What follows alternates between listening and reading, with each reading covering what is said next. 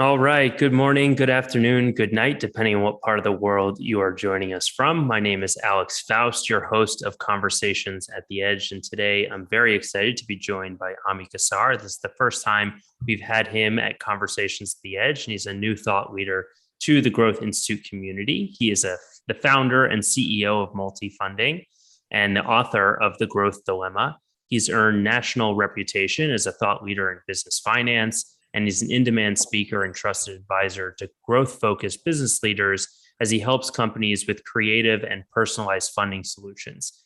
His work has helped create tens of thousands of jobs, and for more than 20 years, Ami has challenged executives to think differently about how they capitalize their growth. And he's frequently featured in national media, including the New York Times, Huffington Post, the Wall Street Journal, and many others.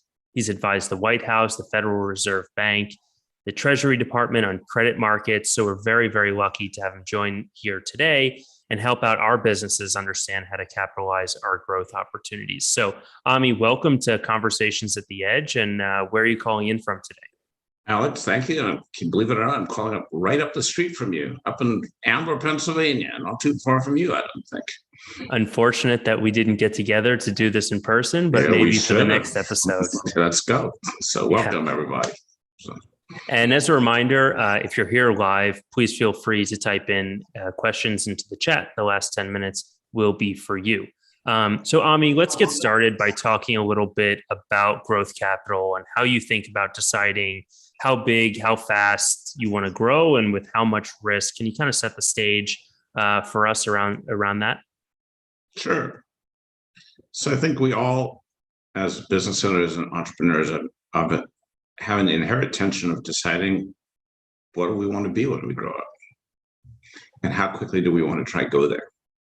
So some businesses, to give two extremes, deliberately set on a very slow, cautious, and steady pace. Okay. Like just slow, methodical, happy with growing a couple % a year. They don't want to do anything to upset the apple cart. Then you have other businesses whose goal is to be on the top of the Inc. 5000 list every year, and everything in the middle. And my only point is that we should all make a decision of what it is we want to be, what do we want to become, find our own rhythm and our own growth rhythm. Maybe 10x scaling, which I know we talk a lot about in this community, that might not be for everybody, and that's okay. Maybe there's some people who don't aspire to be on the Inc. 5000 list, and that's okay also. So trying to find your rhythm and be at peace with it is really what it's all about. I remember when I started my company, Alex, and we bootstrapped, and we went through a couple of years of bloody hell, to put it mildly. And I had friends who were starting fintech companies and were raising millions of dollars every few months and had these fancy offices on Park Avenue or in the heart of San Francisco and all kinds of stuff, and 100 employees here or 200 employees there. And I'd walk through their offices sometime and I'd say, why am I torturing myself? I have no regrets for taking the path I've done, and amazingly, a lot of them are no longer standing, and I am.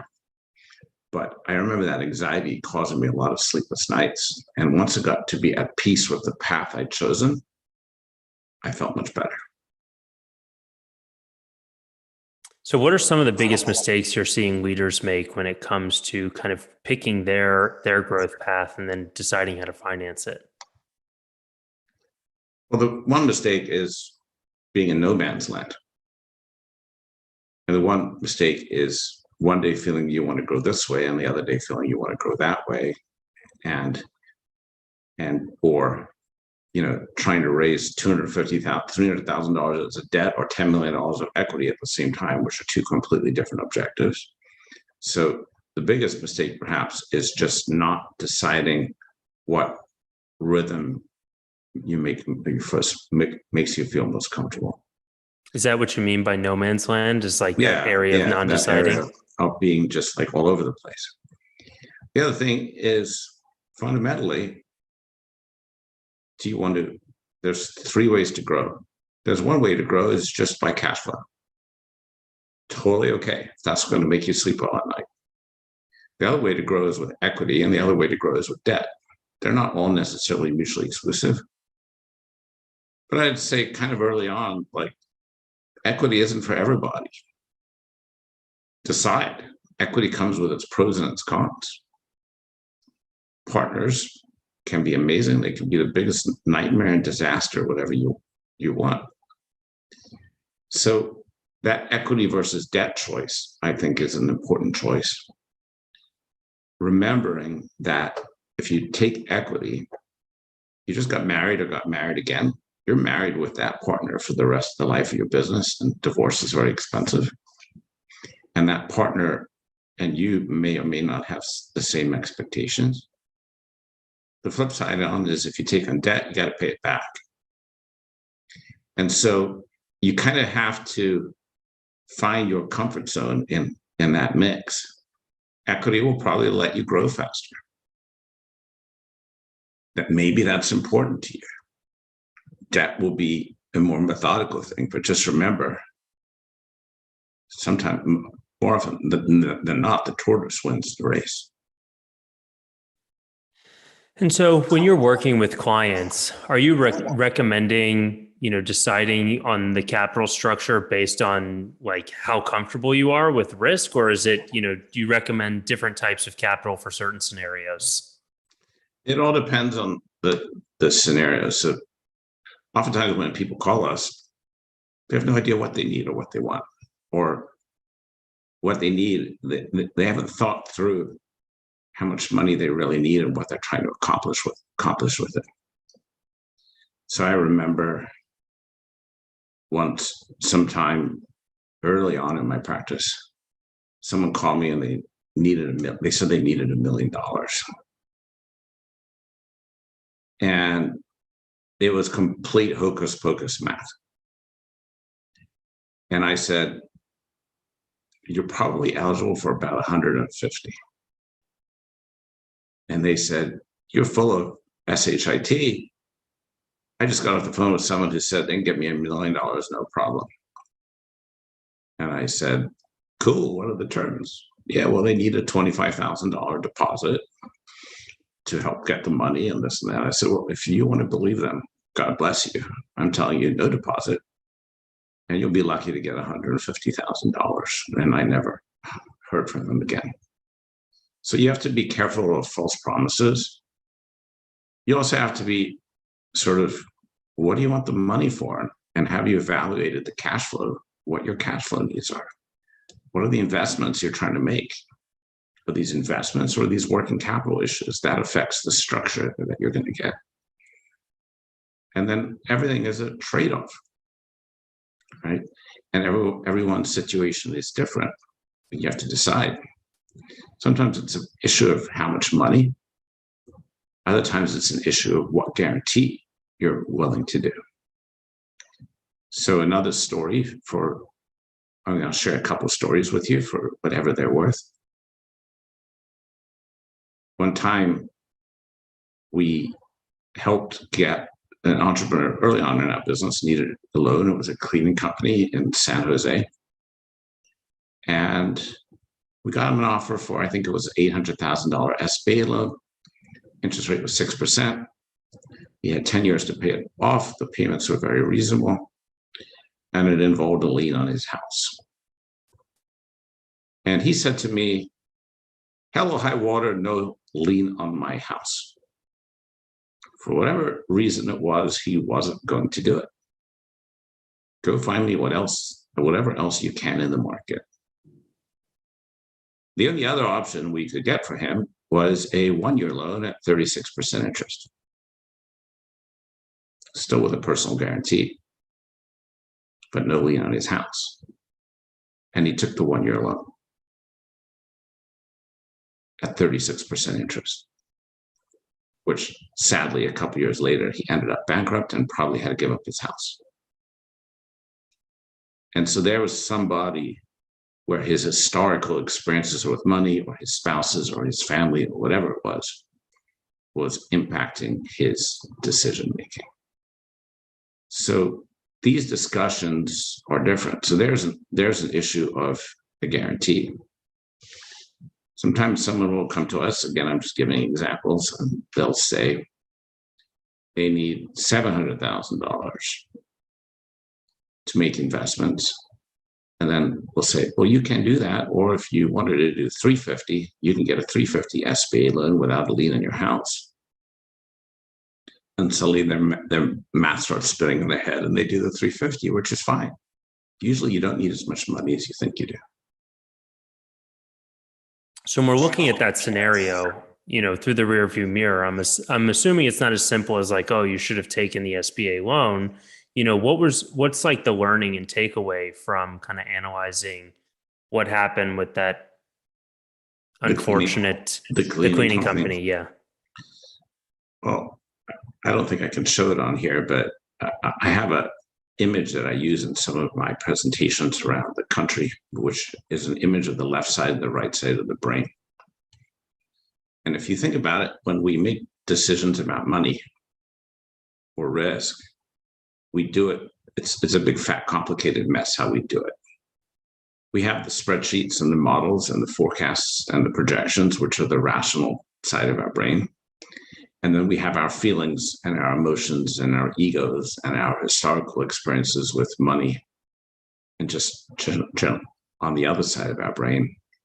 And as we make these decisions, it's sort of a mesh up of the two. Rarely is entirely rational. And so my advice to people is slow down.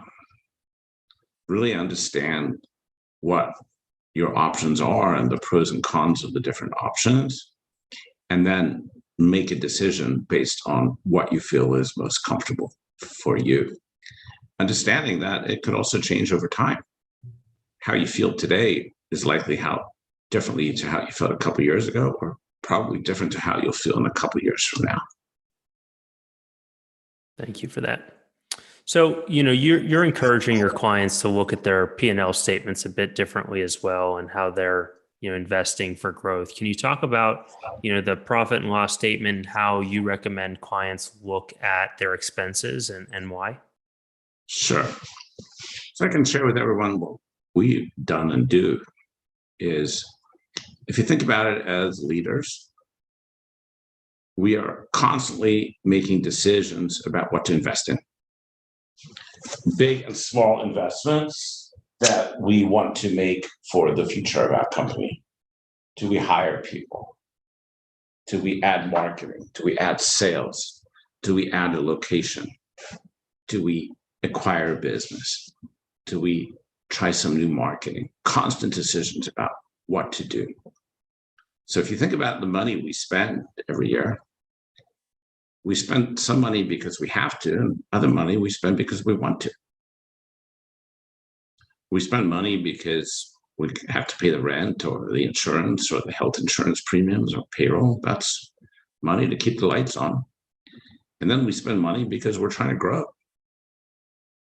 Most of the time, the entrepreneurs and business owners that we run into aren't able to separate those two.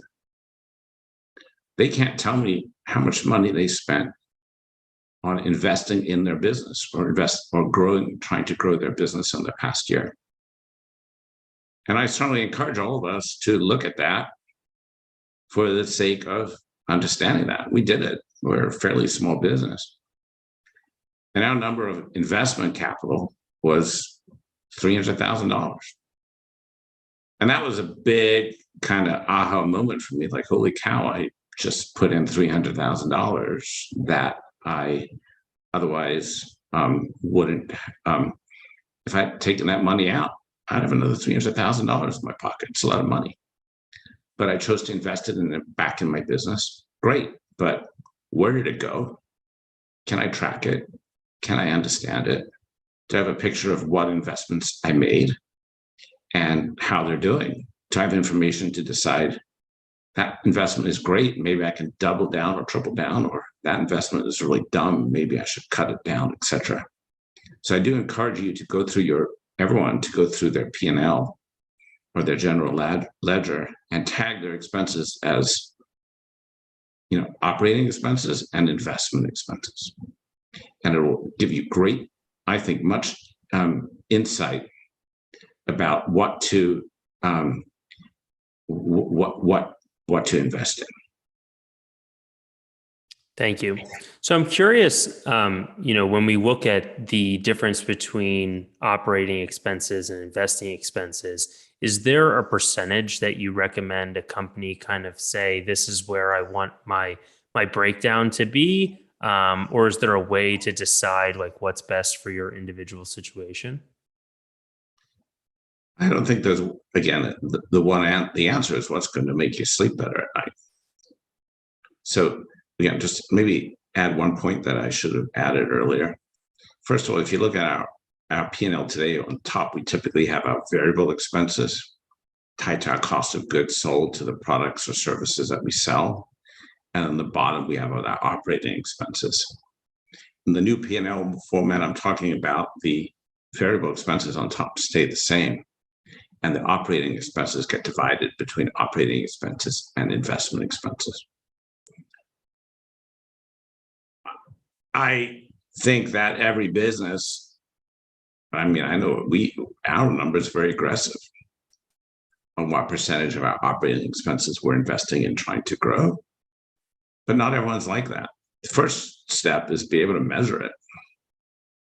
And then the next question is, are you comfortable? Oftentimes when people go through that, I've seen cases where people are like, holy cow, I'm like 5% or 3%. And that's way too low. Other people have said, holy cow, I'm being too aggressive.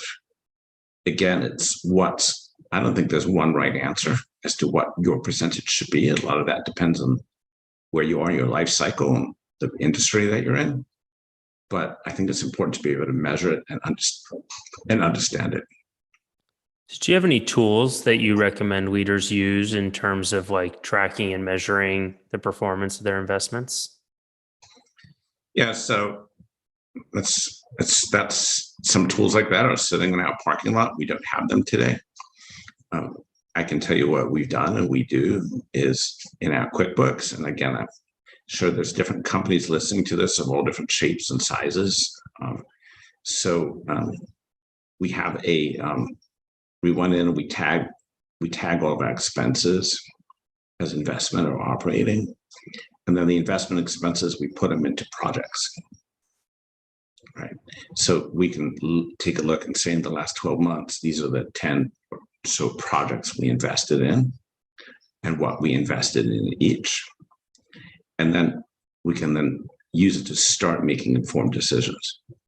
Keep in mind that it's important, I think, to note that some of the investments we make will be totally and completely almost impossible to measure.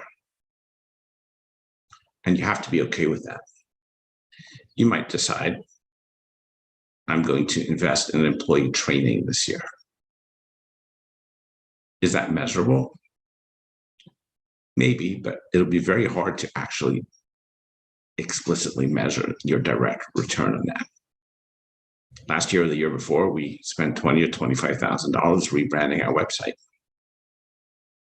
I'll never know exactly what that did for us. We're not an e-commerce company, but it had been 7 years or 8 years, and it was time.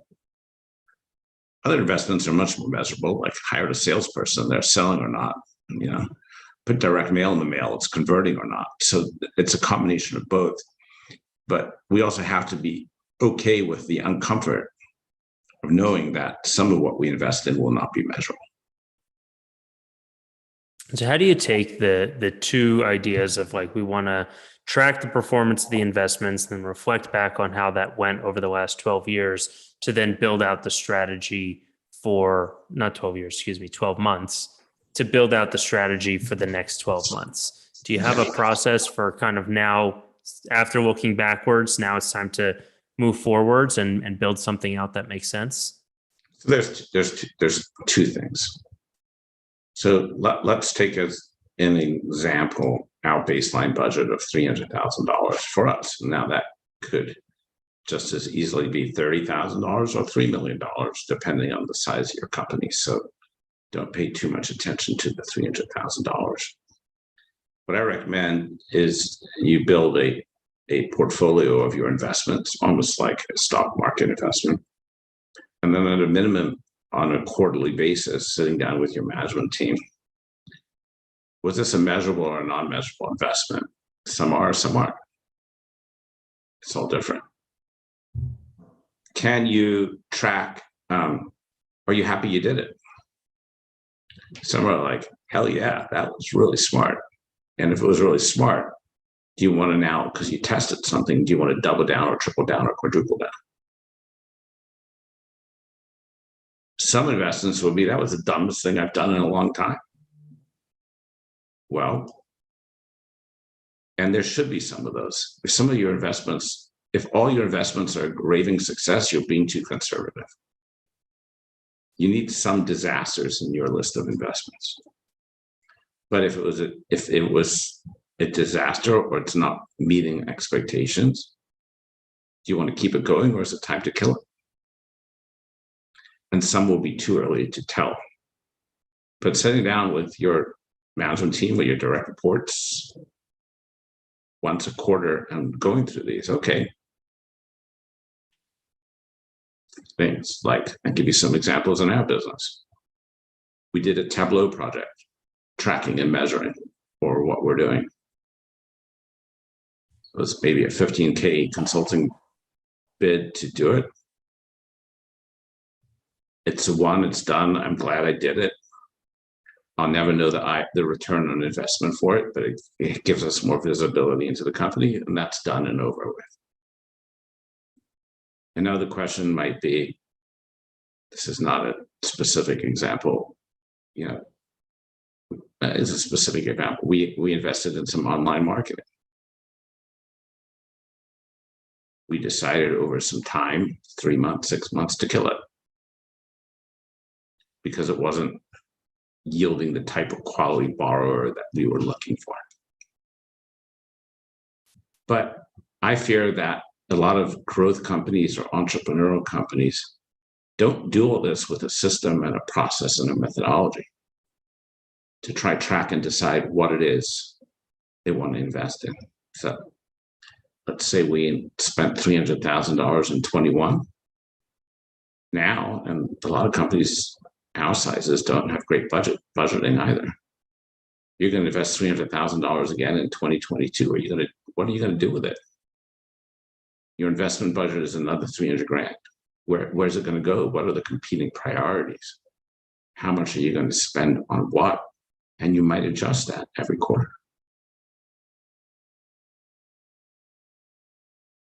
Yeah, thank you. So I want to jump over quickly to the velocity metrics that you have. You talked about if you're not making investments that you regret, maybe you're not being aggressive enough. So I'm curious how you recommend to clients to kind of build out this velocity matrix and decide how to stretch or not stretch and prioritize using this tool. Awesome. So let's take our example. First of all, I think every company needs a goal, hopefully on a 3-year horizon.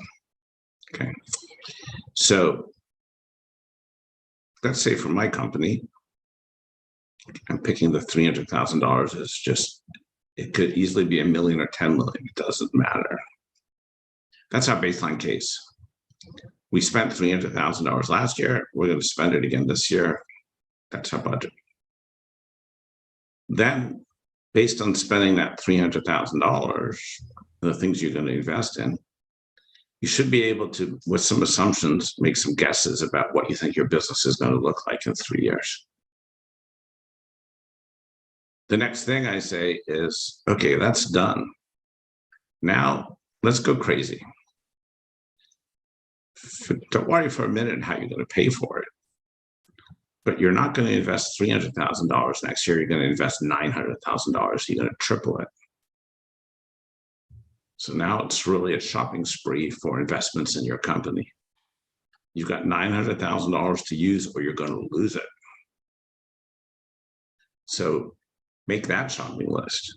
You're probably going to hire faster or add more equipment or maybe add more salespeople or more marketing you're going to try grow faster. And then once you've got that shopping list down, what do you think those investments are going to do for you? On that $900,000 level, what do you think your business will look like in 3 years? Then say, Santa wasn't so kind. You don't have $900,000 to spend, you have $600,000 to spend.